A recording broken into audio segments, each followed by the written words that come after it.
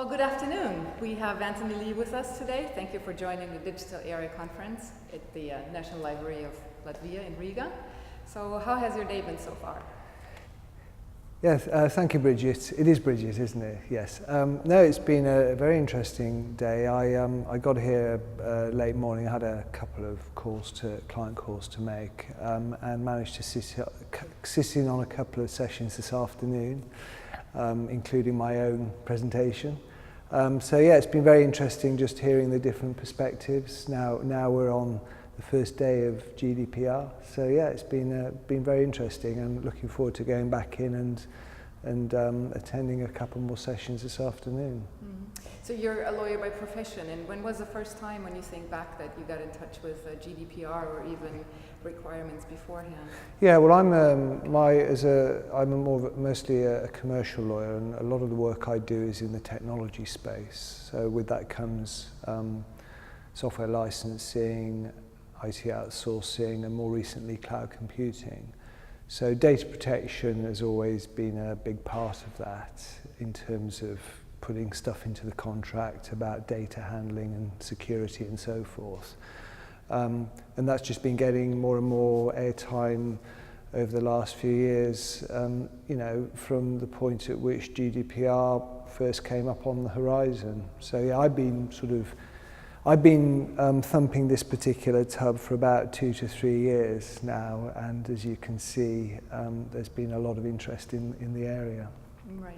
What type of companies are your clients? Which you mentioned technology, yeah. Which industries? Are there specific ones? Yes, I mean, I'm as a broad spread of industries. In private practice, sometimes I'll be acting for suppliers in the technology space. Sometimes I'll be acting for suppliers of technology and related services, cloud service providers, cloud infrastructure providers, and so forth.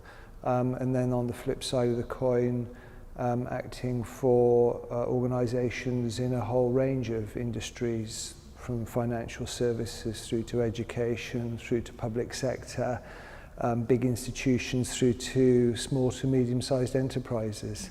And all of them have to grab and deal with GDPR in some way. Yeah, you just mentioned cloud providers. So what are the main challenges that they are facing? Well, I mean, that's an interesting one because, you know, hitherto cloud service providers, although it's maturing more from a contractual perspective, have managed to get away with contracts in which they don't make too many promises about the data that they're expected to handle. And that's been more difficult for them in the last few years, as the controllers, the hotel groups and the institutions and the financial services companies have sort of really got their head around it. So they've been providing tougher contracts with tougher clauses.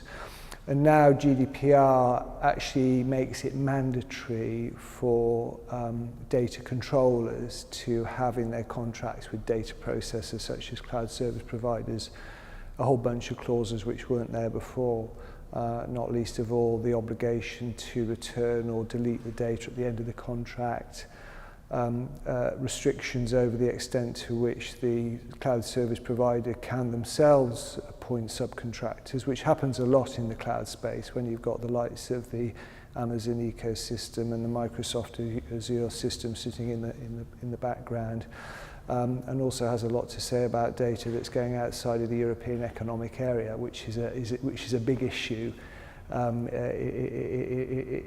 the regulation. And I guess that's probably, you're now going to ask me the question, what about RegZ? Well, I was going to ask one before, yeah.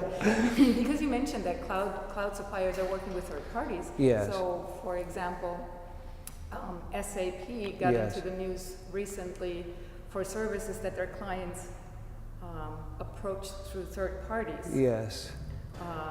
And how does that affect GDPR regulations? Yeah, I don't know that particular story, but I mean, this sort of scenario is SAP as a provider in its own right is relying on third parties to help it to deliver whatever services it's promised to deliver to its client, whether it's cloud or its support and so forth. So what GDPR says about that is the provisions that need to go into the contract between the data controller, SAP's customer, or the provider's customer, and the supplier, those also need to be in the contract between the supplier and the sub-processor. So that's the challenge. Absolutely, yeah. Maybe I should clarify the comment I just made. Not that SAP was in the news for any data breach or anything, but they were in the news because people were accessing SAP services through third parties that SAP works with, and it had an impact on the licensing. So I think it was the brewery. Oh, I've heard that story, yes. They were charged, I think it was like 600 million euros in addition, or dollars in addition, because of licenses that SAP was missing out because. Oh yes, that's sort of that kind of more of a commercial spin on that. I'd heard about that, but yes, SAP. I think the licenses that have been drafted hitherto don't really count in that scenario, and then these activities are going in. So I think there was even a case on it where I don't know if it's SAP, but they're now allowed to get license fees for those sorts of activities because of course the third parties are making use of that software. I mean, when you're on the kind of the user side of that equation, when you're on the supply side of the equation, the one thing that you don't want, and this has got nothing to do with GDPR, I guess, is what you don't want is for your customers to basically turning themselves into a shared service center and exploiting your software, and you're missing out on license fees. And then the flip side of the coin, if you're the user of the software, and you need to bring in an outsourced service provider to help you run your business, you're not exploiting, you don't necessarily want to be charged for the privilege. So there's all sorts of debates in that space. Very, very interesting one. Yeah, absolutely. But coming back to the hint that you just made earlier, and yes, I'm indeed asking you this question. What impact does Brexit have on regulations that companies based in the UK or outside of the UK and Europe doing business with companies in the UK have to? Yeah, if Britain comes out of the European Union, which is looking increasingly likely, then we will be regarded as a third country. And therefore, for example, a Latvian business looking to export data to the UK will not be allowed to do so in terms of the export restrictions, unless, for example, the UK manages to persuade the European Commission that it should be deemed to be a safe country and having suitably robust laws in place. And there are a few countries that have that status, such as I think Argentina's one of them. So it'll be interesting to see whether that will be what we'll be looking for, and it'll be interesting to see whether we're granted that status. We've got the passing of the UK Data Protection Bill, which is intended to implement GDPR and a few other things, lock, stock and barrel.